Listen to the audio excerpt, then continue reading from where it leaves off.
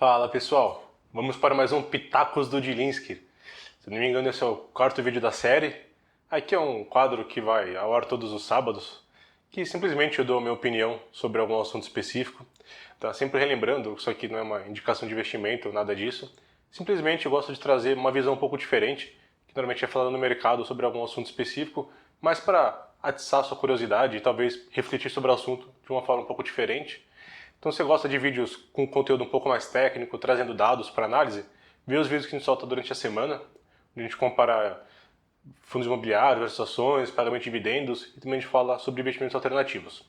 Legal? Então, se você gosta desse tipo de conteúdo, de falar um pouco de investimentos, por favor, se inscreve aqui no canal, que a gente sempre solta vídeo, 4 vezes por semana. E o assunto de hoje é: não olha para a taxa de performance e administração do seu fundo. Só que você deve ser, acho que, a primeira pessoa, talvez você ouve falar isso para você, que sempre o normal tem que entrar em fundos baratos, fundos que não cobram muita taxa de administração. No caso de hoje, vamos excluir os fundos de renda fixa e fundos DI, tá? Que eles não fazem muito sentido essa analogia que eu vou trazer hoje, porque esses fundos, sim, que o gestor não pode fazer muita coisa, você tem que olhar para a taxa. Mas para fundo multimercado e fundo de ação, não olha para a taxa que é cobrada. Não faça a sua escolha em cima disso. E aí você fala, pô, o Vinícius está louco, né, para falar uma coisa dessa. Então eu vou te trazer um exemplo na prática. Se eu te falar que tem um fundo que cobra 5% de administração ao ano e 44% de performance, você investiria apenas com essa informação? Provavelmente você vai falar que não, que quem é louco de pagar isso de administração e performance, ainda mais com o CDI a 3% ao ano. Se eu te falar que tem um fundo que tem um retorno histórico próximo a 40% em dólar de 88 até 2018, você investiria nesse fundo? Provavelmente você vai falar, pô, que sim, um excelente retorno, 40% ao ano dolarizado ainda, quem não quer um retorno desse? Se eu te falar que esse fundo que rendeu esses 40% cobra 5% de administração e 44% de performance, talvez você não ia acreditar muito. Mas é verdade, tá? É um fundo chamado Medallion, do Jim Simons.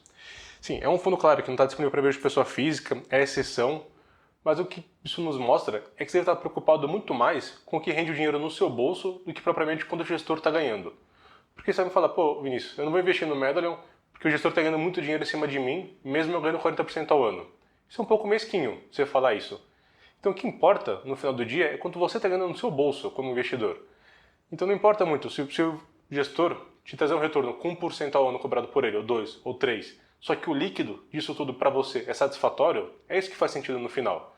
Então no final do dia a gente tem que estar investindo em fundos que você acredita no gestor, se acha que a taxa que você está pagando é justa para a performance que ele te entrega.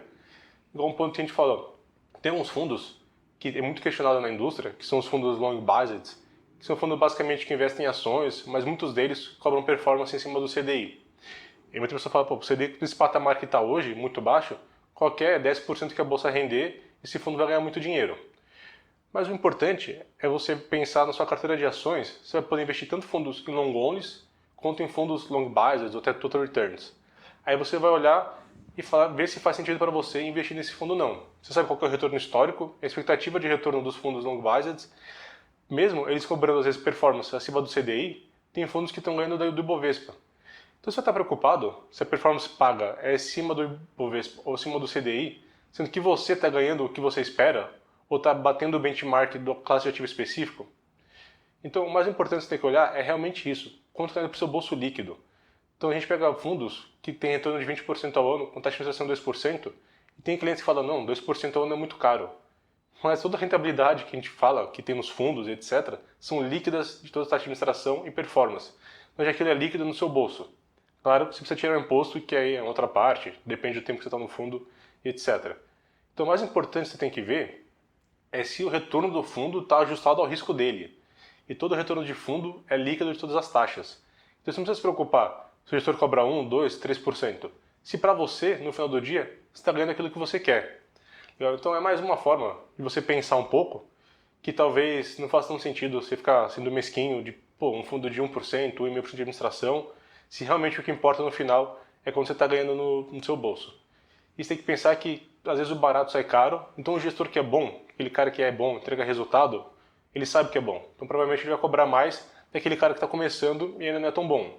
Então você prefere pagar, por exemplo, 2% de administração num cara que tem um background, um histórico de performance muito bom, ou pagar 1% na mesma estratégia de uma pessoa que talvez esteja começando agora e você não saiba como é que ele vai performar ou como ele performou no passado.